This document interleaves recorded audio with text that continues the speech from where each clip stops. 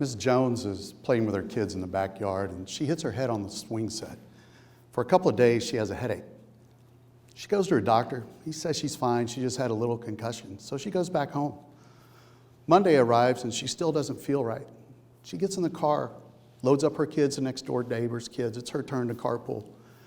She approaches the intersection, but she doesn't stop in time. Concussions happen in over 3 million times during the course of a year.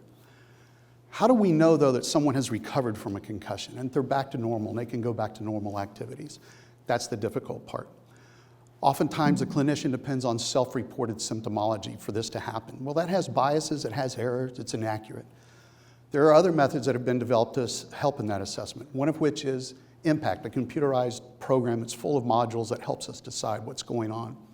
There are balance tests, but those have errors as well because they're scored by humans. The digital ones are good, but all of these also have a learning curve. In other words, by the third time you take them, injured or not, your scores improve tremendously. So we still don't really have a good handle on whether or not someone's fully recovered from a concussion. This project wants to look at using pupillometry, not just the normal looking at your eyes with a flashlight, but depending on what goes on inside your brain, that affects the size, the diameter, and the reaction of the pupil accordingly.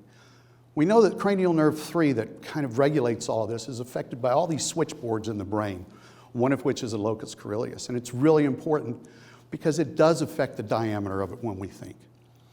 Well, this has already been looked at in Alzheimer's, Parkinson's, and even those with Gene X, but we've never used it in concussions. My project is going to look at the fact that we're going to use pupillometry. We're going to have them test with Impact.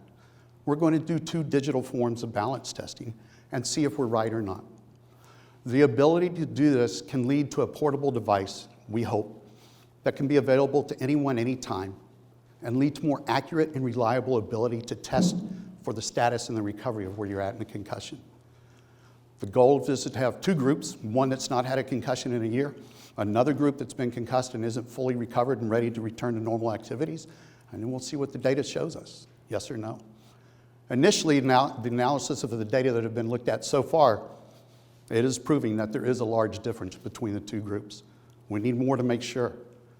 Hopefully with the development of this, we can always be sure that everyone's ready to go back. Maybe the healthcare worker that had the concussion doesn't give you the right dose. Well, let's avoid that.